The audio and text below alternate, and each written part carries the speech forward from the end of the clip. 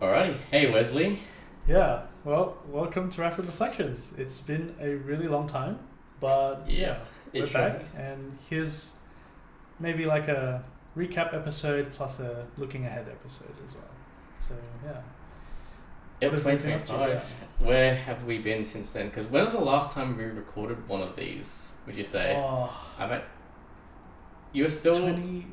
like, was it still undergrad that you were in? We're still undergrad, Still yeah. undergrad. So it's honestly so long ago, this is a weird experience, but yeah, here we are. So- we're back again. Let's put ourselves back in the zone Mhm. where we last left off. Maybe I was at the end of masters or towards the end of Yeah, I think that. you were finishing your master's. You were finishing undergrad. Yeah. We were going through an early stage for Intuit, our, I guess, side passion project about Mhm. learning. Yep. And then at that point, we were working on a few different initiatives. We had a blog back then, website that was we were starting to experiment with. Yeah, we all tried to give whatever time we had, given our on top of our workload. But obviously, everyone's pretty busy with everything. So we had a lot of like seedlings of ideas, but not enough time to actually make anything really come out of it. Other than the seminar, I guess, which that was probably the one thing we Yeah. really put our time and effort into. Yeah, we can talk about the seminar. Yeah, let's talk about the seminar because I guess like when we brought Intuit together, I think it was under the banner of that would be how would be known as and how would Yeah. we would be contacted Mm-hmm. for I guess our audience for the seminar. So I guess maybe to talk about the seminar, maybe we'll take a step back and look at our defining mission as Intuit. I guess like we've all had a universal experience of not being satisfied with the schooling The system. education system, yeah. I think we all just wanted something more from the education system. We all seemed to really enjoy math, but it was the math that, it was based off what we learned in uni, but it was really just the ideas that we met and came across. But we just wish we had seen them earlier, because there is no reason to not see them earlier. I Yeah. think we're all, in high school, we definitely have more than enough time to be introduced to these things. And I think because we're also math driven, we were all really just thinking about, oh, this is so cool, we should, try and show them in high school. And so we were sort of thinking along those lines, designing some sort of seminar, talk / workshop to give to year 11, 12 students, to just try and show them what higher level math looks like beyond the classroom and beyond just here's a formula, plug it in, here's the answer. For sure, because I feel like from an early stage, maths has always been just a tool, like just a means to an end. Yeah. Whereas I feel like there's a lot of hidden depth in what maths could be. Like when I did real analysis for the first time, and I guess that was the same thing for you with Algebra 2 Yep. Group theory, in uni, where you first exposure to group theory, where you really were sort of opened the door to what maths could be. Yeah. And we just had no idea that was a thing even in high school. I guess from a personal angle to it, when I'd finished like year 12 specialist maths, I'm like, oh, isn't this like most of that there is to maths? Like maybe I'll just learn a few more formulas to work out a few different DEs. Yeah. Maybe there's like some other tougher integrals that I could do, but that's pretty much it. Maybe like minus a few like obscure things that wouldn't really pop up. I'm like, that's maths, and I didn't really enjoy maths that much actually in high school, just because of how draining. It's just dry. It's dry, just very dry. And I think one thing that maybe we didn't talk about specifically is just the way math is presented, especially in like media. And so there's a stereotype with math where it's a very dead subject. Like it's all figured out. It's just there. Whereas like the other fields of science are very much, you see it in the news, Large Hadron Collider, you see the newest experiments getting conducted, you see biology, there's breakthroughs in chemistry and biology, but you don't hear anything about math. And so it gives the idea that math is all like figured out, it's dead. Very, very wrong though, because there are a lot of open problems in math, and there's active research in a lot of areas, and it's interesting in its own way. but that's never really talked about. It doesn't get the same like celebrity coverage that the other sciences get. There's no hype around it. Because I think the thing about maths at that level is it becomes too abstract for anyone to just be able to get into. With the other sciences that do get those like big news coverages and whatnot, there's something tangible to it. It's very tangible. Like, I mean, in biology, like it's clear. You know, you develop a new vaccine. That's something people actually care about, and people can understand why we care about it. But you know, try and explain why a new result in algebraic topology matters to the general public. You know? Right. Yeah. No one. I mean, I think even the people doing the work themselves have trouble talking about why it matters. But I think just because it's hard doesn't mean there shouldn't be effort in this area. And I guess that's what we wanted to do with the seminar, is just to, I guess, bring maths to that same ballpark as all of the other just big hype it up a bit. Sciences. Yeah, and really show that angle that school doesn't really, I guess, do justice of. So the very first seminar we did was the sign seminar. It was like, what does the sign button on your calculator do? I think that's what we called it, right? Yeah, something like that. Because it was inspired by actually an interaction I had in my year 10 maths class where my best mate actually asked the teacher, like, how do you work out like sine of some angle? And then the teacher's like, you just push the sign button on the calculator. Yeah. And then he was like, but how does the sign button on the calculator know how to figure that out? Yeah. And then he's like, stop asking these silly questions. Yeah. Just press the calculator. Push the calculator, get the answer. Why do you just worry about this? Yeah. So you just killed that curiosity and, I guess, creativity. I think there's a whole episode about that specific process where somehow we stop being curious because as kids it becomes annoying for whoever you're asking. But I think there's something there. But yeah, that was the initial idea for the seminar. Yeah, so I think I like the idea of how with each seminar we'd start off with like some opening problem that could hook people in. Like, I do want to know how the sign button works. I want to know how it gets calculated. And so like you start them off with that hook, and then to get to the answer we go through a journey and you look at different areas of maths that you thought maybe actually was unrelated, but it's all connected. So we start off with like the trig definition of sine, like different definitions of sine. SOHCAHTOA to start with, like right angle triangle. Yep, that you see, and then we extended it to like the unit circle. Yep. And then I guess we went a bit further, like okay, so that now we can, we've first extended it from like acute angles in a right angle triangle to angles from 0 to 360 or 2 pi, I guess, in radians for any angle in the unit circle. And then I think then going forward and extending it to just a function on the real line. So then you could define it for all of x. So sine x for any x, that's some number, and we added like periodicity as a thing to extend it there. And then I guess once we started looking at it as a function, when we look at functions in high school, like f of x, for my class, they looked at it as some kind of like machine right? That has an input. Yeah, I like that definition, honestly, because it makes it like feel like you're working with something tangible, even though the machine itself is like a black box. But the idea of a function is just you put something in and something comes out.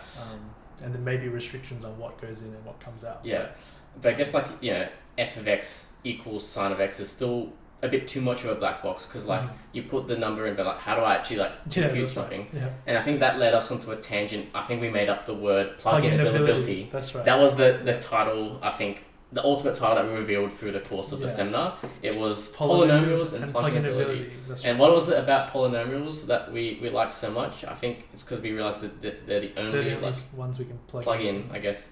Well, I guess like polynomials are like compositions of polynomials, like the rational functions. Polynomials and pluggability, better ring to it.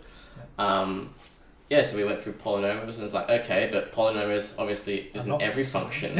It's not sine. So like, how can we sort of marry these things together somehow?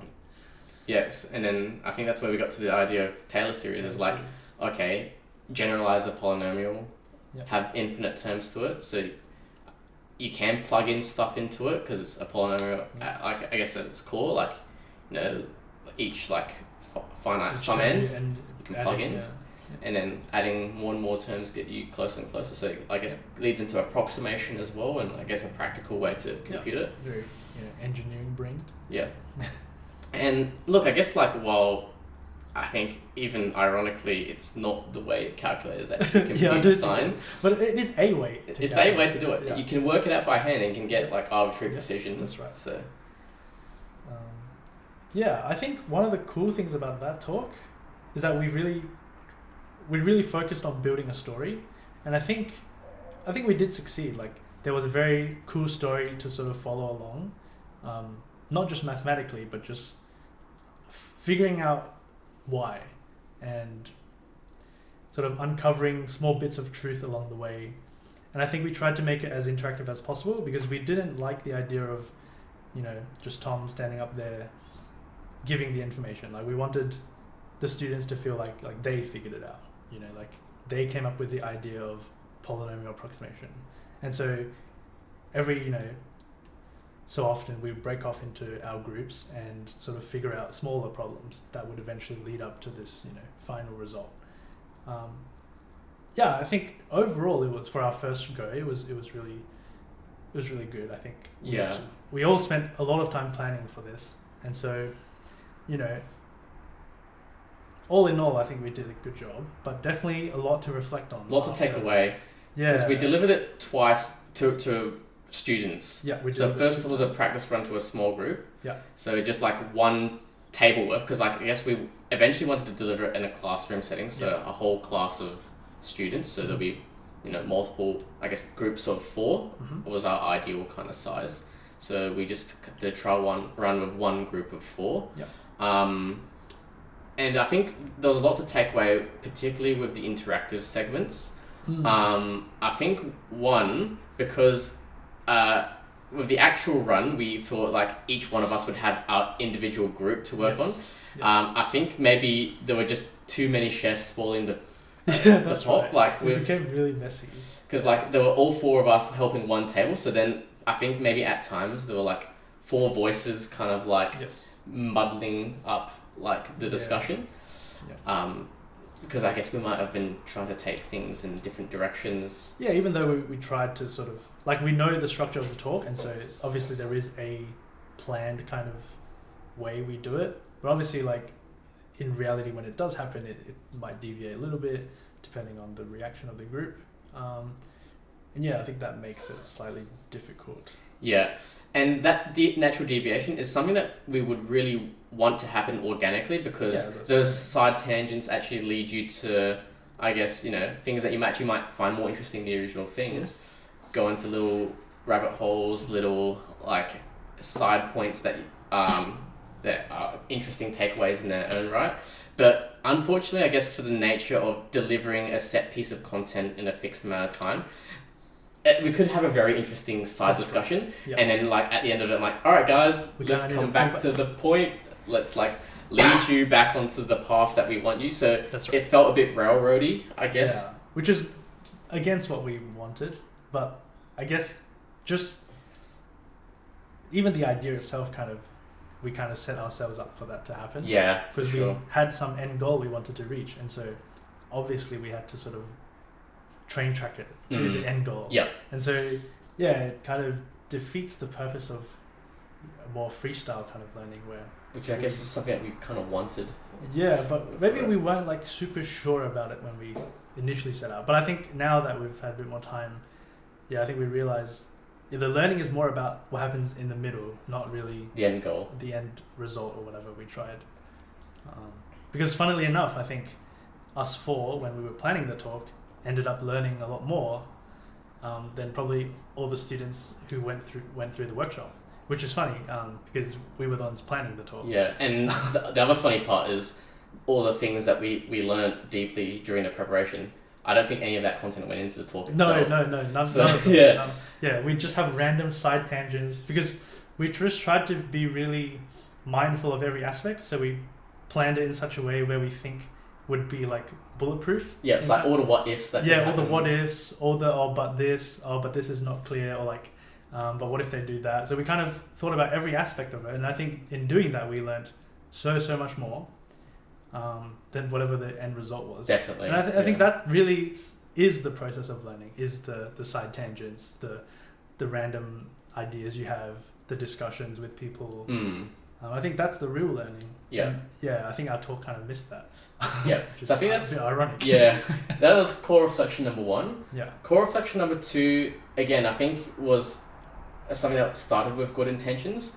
We realized that learning happens better in smaller groups. Obviously, in a classroom setting of 30-odd students, a teacher's not going to have the time or capacity to be able to cater to the needs of individuals. So, they're going to have to get most people on board to the content and move on. And, unfortunately, that means some kids might be left behind along the way. So I guess with this seminar, even though there'll be segments where I deliver to a larger group, we'd have all the breakout groups where we go into the smaller group discussions of like 3 to 4 kids, and then they can talk about what they just heard, share ideas, bounce off each other, which is great because learning is a collaborative process. But even then, I found that, especially in that trial run, with some of the kids who are more confident with the material, eventually start dominating the conversation, right? Yeah. And that's always hard to control. Seems like a uncontrollable factor, especially as you have more students, there's just more of these things will happen. And so, it's hard to control that dynamic. We thought, setting it to 4 would sort of minimize that kind of behavior where like one person who knows everything kind of dominates the discussion. But even managing that is, I think, hard. Yeah, and I guess like having like someone to supervise each group so that I guess we could sort of throw the ball to someone that's a bit more quiet, try to mitigate that. But ultimately at the end of the day, like someone who's a bit more confident will be contributing more to that discussion, and then some people who are maybe a bit more quiet will be like, someone's already talking on behalf of the group, so I think it's okay. But we're moving forward to the trajectory. Yeah. But again, I think that's in a mindset of like we're going for a goal rather than everyone's going on a journey together. Yeah. Yeah. Yeah. So I think that was like the 2 core things, and also like running after school. I think everyone's brains were fried. Yeah, super fried. I think a lot of them came because we said there was pizza, but we bribed them with free food. That did help. Running the event. Yeah, so we ran it for that small group, and then we ran it at Marrickville High School, and I'd say like it was still like pretty successful. No, still pretty despite like all these issues that we found after. It's a good learning experience, but I think we worked pretty hard for it, and it still turned out like the feedback we got was pretty like positive from the students and the teacher there, so it was good. But then I think the other thing that we realized was it's way too time inefficient. Like we just spent months of prep, right, to go to like 2 seminars.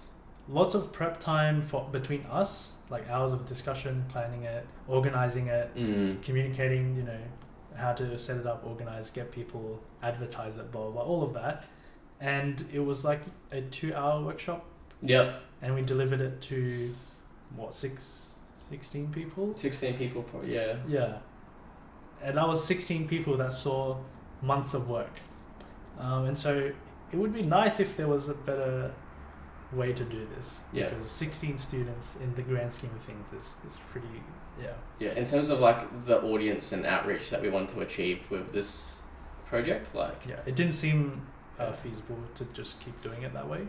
And so I think that's sort of where we realized it needed a bit more. I think it needed something different, a bit more than just seminars. Yep. And I guess that was made especially like, I guess, obvious to us after trying to deliver a second seminar following the polynomials and pluggability. That was a disaster. That was grim. So we were preparing a second seminar, this on the broad topic of infinities. So we kind of phrased the opening problem as like, which is bigger, this or that, kind of like, so everyone can kind of participate in it because it's like multiple choice. So what's bigger, the set of natural numbers, so like counting numbers like 1, 2, 3, 4, 5, continue on forever, or all the numbers between 0 and 1. Without really saying real numbers, like just saying like think about all the numbers between 0 and 1. and then think about all the counting numbers.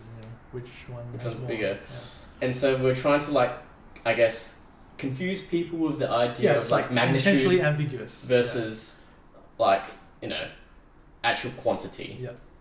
Because obviously, like the counting numbers get to a bigger magnitude, but there's in terms of like cardinality of the set, there's differences there. A bit different. So like elucidating like the different types of infinity, how you even define infinity, because I guess there's some vague concept of like it never ends, but like that's right. How do we make that concrete? Yeah. And then phrasing. I think we kind of themed in terms of like a fight, like we that's right. personified like it fight, as right? two characters, like yeah.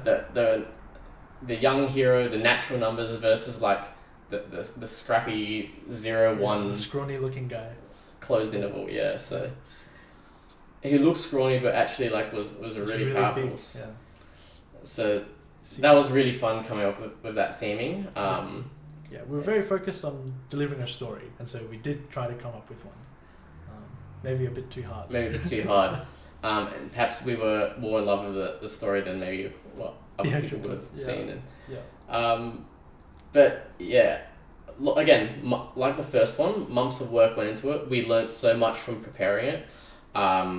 These concepts became like crystal clear, I think, in our heads by the end. But I guess we somehow did even worse than our 16 student engagement with the first one, because it kind of fell through. Like we had a few different opportunities for delivering it, and then I guess communication fell through. And then we didn't end up delivering the workshop, I guess, to a live audience at all. No, we didn't. And it would have been fun to see it, but once again, I think the takeaway would have been we learned more than the students. And we learned more from the journey than the actual product, and I guess painfully so in this case, because the product didn't actually get released. That's right. Which is fine. There's always the future to sort of. It's always in our backlog, I guess. We can always pull it out now. And I guess we said at the time, maybe seminars isn't the right thing for right now. I guess like with our current capacity, the current level of engagement we have. We just don't have any outreach power. No outreach power and no resources. So I guess fast forward from then, we just had to kind of like rethink what the next steps for Intuit was, because also like the blog wasn't really a big thing at that time either. It was just hard. Just too busy. We were all like super busy. And then I guess we weren't able to catch up as often as well to record more rapid reflections. So I think all of us started having a lot of things, and so catching up regularly was hard. Even though we sort of still have these conversations, but like there weren't plans to make these things happen as often. And then I think things, as time went on, things died down a bit. And we all kind of had like a few separate ways that we went. I mean, you were in Canberra, so. That's right. And so after my undergrad, I made the decision to start a master's in Canberra in mathematical physics, I guess, but it's just math. So obviously that made it really difficult. But actually, the one thing I did do in Canberra related to this is I had interviewed 3 lecturers and recorded rapid reflections with them. I haven't uploaded these episodes yet. They're still in my backlog. I still need to get this uploaded. But the idea with this revival is, you will see these conversations. And this year, I will be going back to Canberra to finish my master's.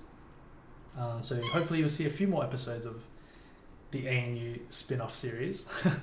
And I think the master's journey will be another thing not included in this episode. That's a long, complicated story. The whole story there is a bit long. So but then I guess for the others, Taj is in Melbourne now. So he's not here often. And then I guess Roddy got busy with his masters. His masters. So all kind of doing our own thing. I started working full time in tech. So another very different trajectory after finishing the masters. But I think that's where we come to like today, where suddenly Intuit is back. Yeah, we're all in very different places, but some things don't change. We have similar ideas still, but because of a few years of gap in between, when we last recorded and now, I guess we've refined our ideas a bit more, and we all have different experiences that sort of shape what we want to bring to Intuit now, which is a bit, I think something has evolved and been refined, as you said. I think refined is the right word. But I think at its core, like some things haven't changed since we first started going through the motions of. I think the core values haven't really changed, but how we carry it out maybe has changed a little bit. Yeah, I think it's being a bit more, I guess, deliberate about how we, put our time into it. Because, pouring the months of work into the lost seminars perhaps wasn't the most efficient way to go about it. Yeah. So I guess to maximize the spare time that we do dedicate to Intuit, we came up with a few, I guess, key initiatives. A few directions that we'll kind of work on, and the things that I guess deeply interest us. So like, even if they don't go anywhere, they still have, I guess, personal value. So like, it's still worth us pursuing in our spare time. Yeah, because we learn, the process ends up being more important than the end result. So hopefully we can all stick to that, especially me. I'm just saying this for the record for myself. Do you watch back on previous episodes of Rapid Reflections? I have recently, yeah. It's just interesting, yeah. A bit of a time capsule, right? You can kind of see cool. where we're at. I like that we've recorded things, so we can always look back and see how things have changed, what things are the same. It would be fun that we've recorded this as well. Yeah, for sure. I guess like this is where we're at the start of 2025. Let's see how many of our goals that we do hit off this year. Yeah. But I guess for myself, what to expect from Intuit this year from me, I've been reviving the blog.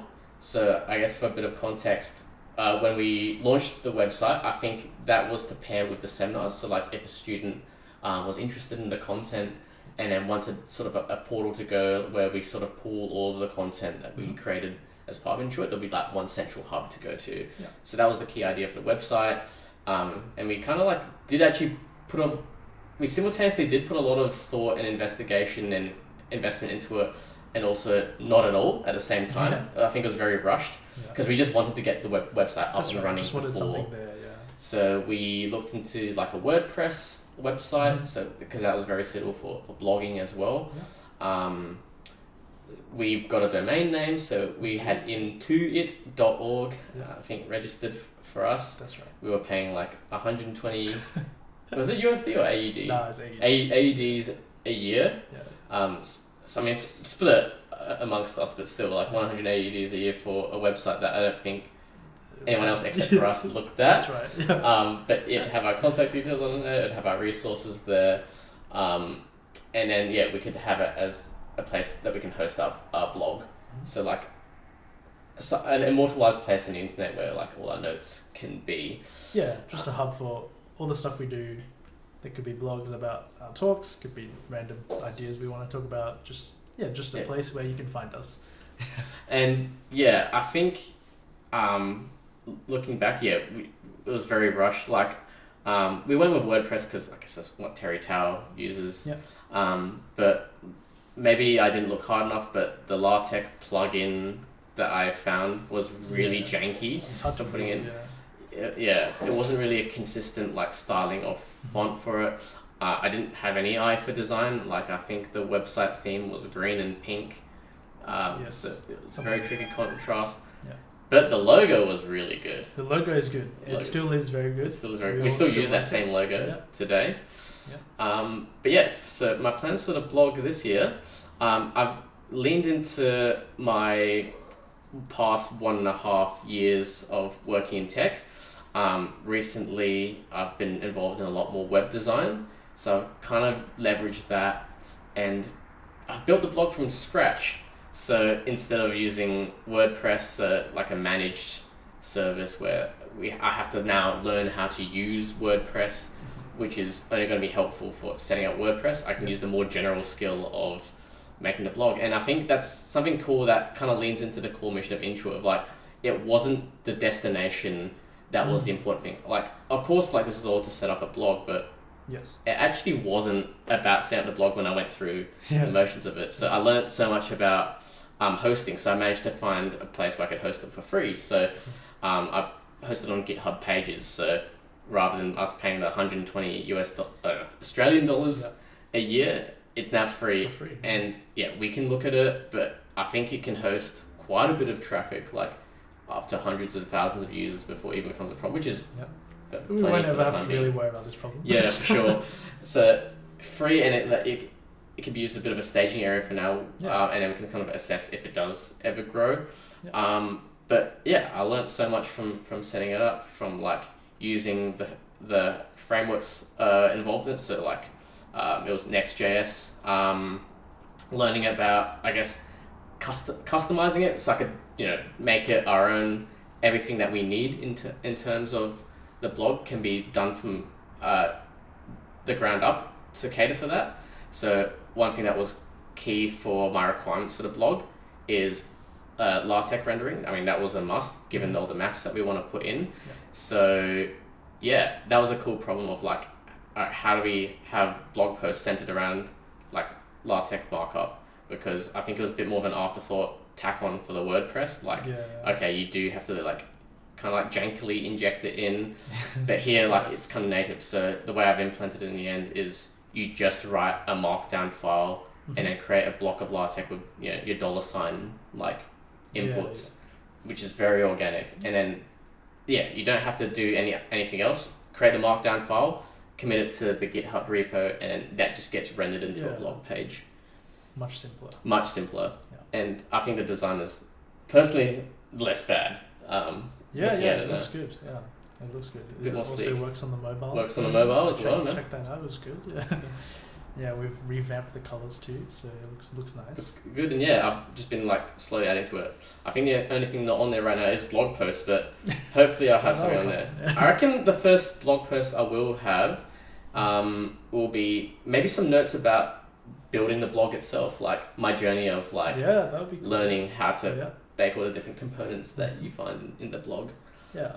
But that's been the blog. That's been, I guess, my main contributions so far. Yeah, and I definitely have ideas of things that I might want to write about in the future. But this is something probably Tom will be in charge of for most of it for the foreseeable future, I think. I think something I want to be, I want to start with Intuit is probably streaming. Where do I start with this? Well, I think streaming is one of the ways I've come up with to tackle the organic journey rather than end result ideology with learning.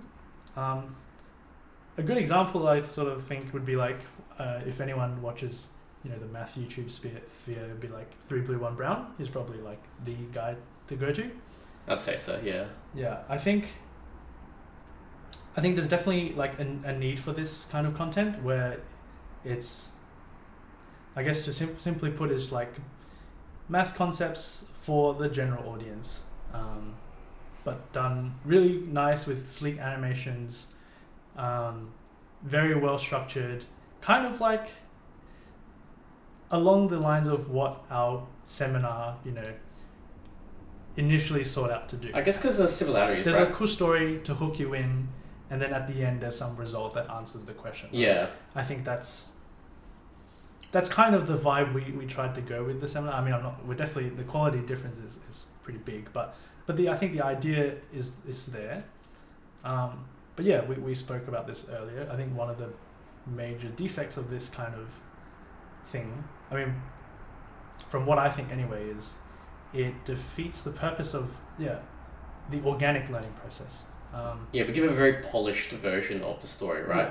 I mean, obviously we put in some moments that the students can work through segments themselves, think about it, but I don't think we give them enough time to really actually have like original thought. That's right. Kind of go in and sort of like guide their thinking process. Because it's all structured, it's planned. We kind of like guide them along. That's we right. feed them the cookie crumb Yeah, because trail. we feed them what they should be thinking along the lines of this is where we want you to go kind of thing.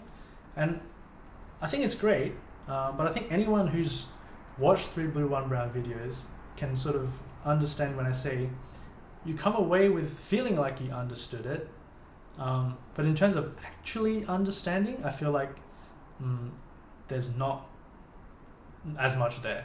And it's not to say the video is bad. I just think that kind of content doesn't sort of support that. Yeah, I don't think it's made to make you actually be able to do those things. It's a nice boxed up, polished presentation. Yeah, it's more like pop science-y kind of like when you read a Yeah. pop science book and it goes, wow, and you feel like it's cool and you understood it. But in terms of the actual, for example, if you're an undergrad student doing math yourself, I don't think it will help you much in actually doing, let's say, your homework problems. Because I think that requires a very different kind of educational content. And this is sort of where I think streaming can be really effective. I personally am really into watching streams, so this is sort of where I initially got the idea from. But I think what I really like about streaming is there's sort of the interactive live element where you can sort of see in real time how someone reacts. And I think also during my time in Canberra, when I speak to lecturers about problems, I think something I really appreciate about one of the lecturers there, which I did do an episode with him, is that he tackles problems that from the perspective of that he's never seen it before, and he runs through his thought process from scratch. And I think that was like the most helpful thing a lecturer could have done for me that I didn't really experience in my undergrad, because when they help us, they would always come from the position of they've already solved it, and so they're just telling you like how to follow their way to solve it. They don't come along on the journey with you. Yeah, right? they don't come along the journey with you. They're kind of standing over the other side of the finish line, guiding you, just there. telling you to go this way, kind of thing. Whereas I really felt like the lecturer Anand, he was walking with me along this journey, and sort of any questions we would have, he would stop and answer them. And I think that's where the real learning comes from, because when you go through a structured video, you don't really get those moments to go, oh, but what if that? Oh, but what if that? And when you're watching the video, you're so enticed by the story, you probably don't even think about those questions. You don't stop and think about those because there's no time in the video for you to do that. And even if you do have the questions, there's no answer because you're just watching the video. And this is where I think streaming is very effective.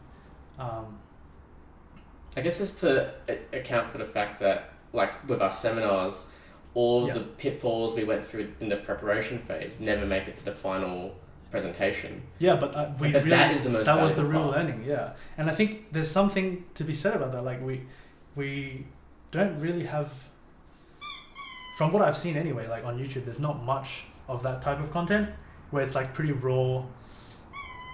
Yeah, the only problem with this is I can't see it being that entertaining. That's the problem. But I hope the main mission for that would be, it would just be for people to come along the journey who are also learning, and it's a place where people can stop by, ask questions, or even just feel like, oh, it's not so lonely after all. And I think at its core, building that community. Yeah, and having a community. And I think that's one thing I really like about streaming is every streamer has their community. And it's something I think we all need as, people, like just some sort of feeling of belonging. Because doing math, I think something we all sort of resonate with is doing math is pretty lonely. Because all the ideas are in your head, it's abstract, it's hard to have a place to talk about them with people and have discussions about these things. And so having a community where people can just drop by and talk and have a discussion where, you see hopefully me struggle with everything that I'm doing, and seeing the live process of learning, and like it's in its rawest form, like it's not well thought out, it's not clean, it's meant to be messy. If like there are people who are in the stream who can answer my questions, that's even better. But it's supposed to be collaborative and it's supposed to be organic, right? Organic. I think that's the main thing I think differs. Because otherwise, like, the typical math student might very easily get that sense of imposter syndrome. Like, man, the lecturer, like, is a gun. Yes. He knows how to get there straight away. Yep. Everyone around me seems to know how to get there straight away, but I just keep struggling. But Yep. everyone else is struggling, but just, like, at a different time in their That's right. different moment, right? Yeah. And also, another thing is reading textbooks, I've learned, also gives you that imposter syndrome. Because reading everything so well presented gives you the feeling that it's all very well presented. Right, like, just pick epsilon on root 2 times 5. Like, that's just obviously the way to go. That's obviously the way to do this proof. But in reality, the people who come up with this stuff did go through the messy stuff. But you never see any of that because it's a book, it's a textbook. And I don't think that gets talked about enough. And so hopefully, yeah, I get to show the more ugly side of learning, which is the learning, I think. I think had this idea of the stream in the works for quite a while, like probably ever since the seminars were a thing. But yes. What sort of content would you see yourself doing on the stream? Like, I remember we joked about speed running like a first year maths course, for instance, and like. So I guess I've thought so much about the education and I guess the purpose of these streams. There's the other side, which is the why, the entertainment side. Like, I don't think it's very entertaining to drop in a stream and watch someone sit there reading a sentence and then just in silence thinking about things, or even like, I don't know. I just see the biggest problem with this being entertaining, and so I do want to try and achieve a balance of entertainment and sort of education. And I think this is too difficult to sort of figure out. That will be something I'll have to refine as I go on. But yeah, like the speed run was like a joking idea we sort of talked about, because speed runs are kind of the meta right now. I mean, kind of like it's a popular thing that people do with games, right? And it's like, something that we can adapt to the math setting in some funny way, right? Yeah, right? Like you can kind of bring it over into math where you speed run a course. Let's say how fast can I go through this course content? Like do all the assignment questions, go through the workshops, go through the main ideas. Of like, let's say a first year math course. I haven't worked out the details, but that's something that I think can be brought over, that can be kind of gamified, because I think people like a story, people like watching success or failure, something with clear goals you can see. Another thing I really think about doing as well is like a Kumon speedrun.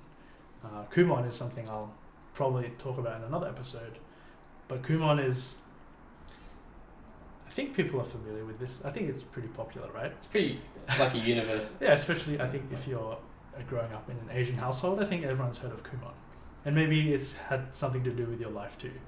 So I've done a lot of Kumon, and so something I thought might be interesting would be to speedrun Kumon program, from some level to the end.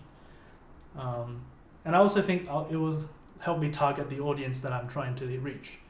The people who think math is boring, think math is formulaic and dead. So on one hand, I'll be able to sort of hopefully help them out with their Kumon journey, help them, end their misery, and also hopefully show them that there's a lot more to math than just Kumon and just doing grinding calculus, problems. grinding problems within a time limit. So I think Kumon is the number one thing I want to try and do at the current moment, because I think it hits the right people, and I think it's something that I have deep roots with. Like, I've done Kumon for a long time and I have a lot of opinions on Kumon, so I think it will be something I definitely want to try. So I think maybe the first thing you can look forward to on my streams is either like an AMA session, whether I just host a live, Kumon help session, where you could bring your Kumon worksheets to me or give me the question and I'll try and help you out with it. And if there's room to sort of do further things within that level, I can try that. And then otherwise I'll maybe do a speed run. I think that would be something. That'd be fun. Yeah. Yeah, I think I'll one sitting. I think maybe I'll might maybe take like a whole day to finish the whole program. But maybe if I want to spare myself, I'll spread it out in a few days. But I think those are the few things I want to do. And then I guess the more overarching thing is I'm going to try and sort of record the process of writing a thesis as a master's student, and maybe show people what that looks like. Not just the polished thesis version, but like the unfiltered, the raw messiness of putting together a thesis. I know, for instance, in tech, there's like a lot of tech influencers where you see these like TikToks or short form videos of day in the life. Yes. Day in the life of someone working at Google, Apple. Yes. And it's like them like waking up and then going into office and then having breakfast in the office, and then they make a coffee. Yeah. And then they go to the office gym, and then I do some work. Yeah, and then you just see them fast forward at a computer. Yeah, they just see them at a computer like hacker man typing, and then they get lunch in the office. Yeah. Maybe there's an afternoon meeting. And then maybe they go get bagels, then they go play pool, and then they're at the pub or something, and it's like that's the day in the life. That's the day in the life. You didn't learn anything about the actual day. So like, what most people I'm sure actually want to know is like, what kind of work do you actually do? Like, what's the meat of the day? But you see all the perks. I guess the glamorous side of it. Yeah, you see the glamorous side, and that's obviously nice. But when you're actually there, that's not the thing you really care about, because most of the time you're caring about the work you're doing, because that's the thing that really matters. That's what you'd be there like doing 80% of the time, right. I guess.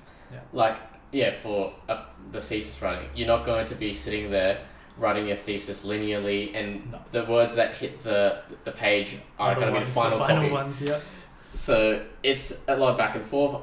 From my thesis, I was jumping all over the place. Like, there was a bit of background. I jumped to results because there was some results to write up. Yep. Then I had to flesh out some more background in order to like really explain those results, I guess, in a clear setting. Then that sparked ideas for a different result, so I got to write up a different section. Then I realized I should beef up the earlier section, so it's like, I guess, got the same amount of content as that one, and I guess to the same level of rigor. It was just all over the place. Many versions coming together for the final chapter. Definitely not a linear process, and sometimes my word rate would be like 2 words per minute. It wasn't a very clear or easy journey. And I think that's important to highlight. I think me as an undergrad student, I had a very different idea of what research kind of is. And I think in general, people don't have a good idea of what research looks like, even, especially in math. Like, what does research in math even mean? Like, what are you researching? Like, what's there to think about? Right? Yeah, what is there to think about? Like, So I think that would be interesting for people to see. Like, maybe if you're interested in math, or if you're thinking about going to math, or just, curious about learning or what a thesis looks like. And another thing I think it would be interesting to try and do is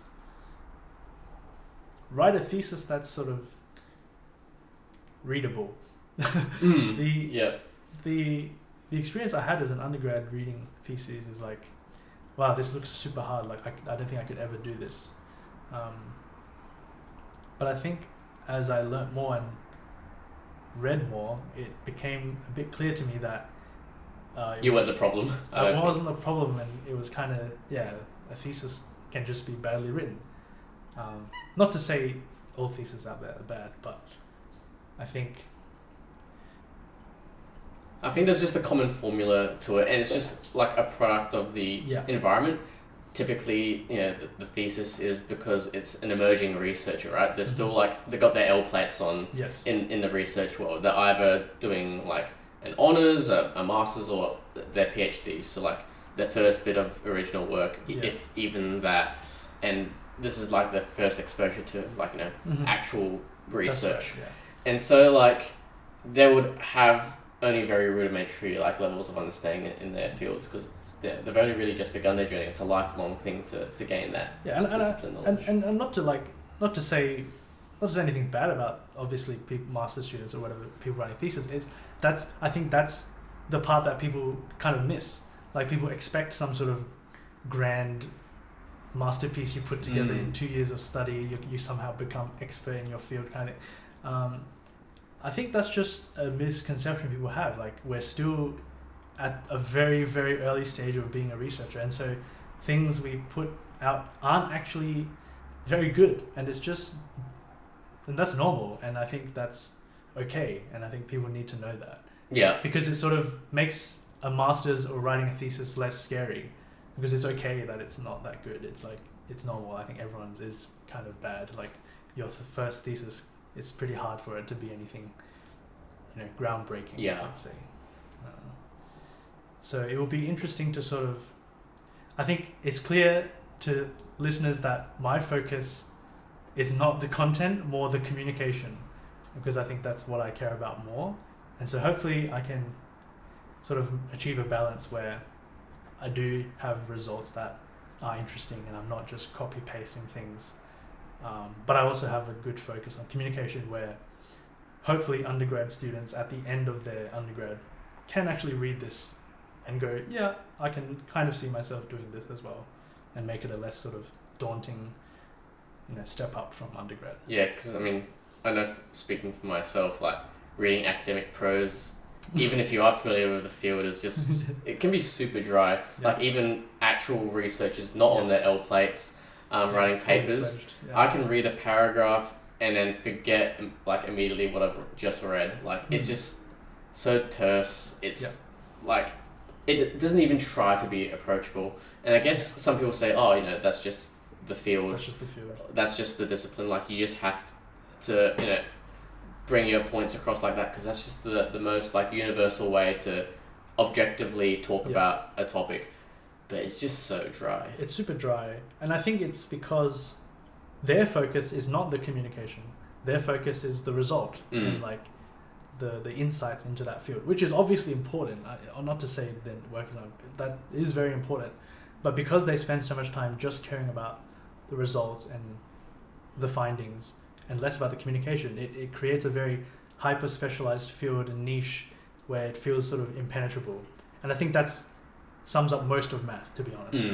It's very hard to sort of get into the field. The barrier of entry is just so high. Yeah, and I think I really want to work in the middle to sort of lower this level of entry and sort of raise the knowledge of the general public to sort of make things seem less daunting. Yeah, but I think quite the challenge, because like hard enough to write a thesis by itself. Yeah, that's right. Yeah, we'll see how this goes. We'll hold you accountable. This could be completely famous last words kind of moment. But I think it'll be, at least I tried kind of thing. It's okay. But yeah, at least I've said it now. It's out there. Hopefully, I can try and make some of these things happen this year. Yeah, and I think the last thing to mention, I guess, before we close off, that Taj was also going to be working on some content for Intuit. I think amongst his other mathsy things that he's doing, he'll probably have his own episode to talk about that in more detail. But essentially, the TLDR is some video content, and think 3 blue, 1 brown kind of thing. I think they actually do intend to use Manim to animate as well. So very much 3 blue, 1 brown style. Yep. But except like instead of I guess high schoolish level concepts, or I guess pop sci kind of like math that you see in that kind of video format, some university level maths in there. So I think one of the very first videos that are on the pipeline is one about the real numbers and like what really makes them tick, like what's the core features about that. Right. But with the visualizations, the animations, the breakdown. Yeah, maybe think like Khan Academy / 3 blue 1 brown set in uni level math. Yeah. Because Khan Academy was great as a kid. Like I learned so much all the way to like high school level. That's right, there's not much beyond that, and it's such a shame because it's such a great format. Yeah, it's a really good idea, but it's gets harder to do as you get higher level in math. But yeah, I think Taj really wants to work in that space, and I think that's great. And I think he's the guy to do it. Yeah, he's built, so he's the guy for it. Yeah. Yeah, I think it's quite a look forward to in 2025. We'll see what we manage to get up to. Yeah, we'll check early back on. and see what happens. But there'll be more episodes coming. We have tons of things we do want to talk about that have been backlogged. But yeah, stay tuned for those, I guess. And Thanks for tuning in. thanks for tuning in. See ya.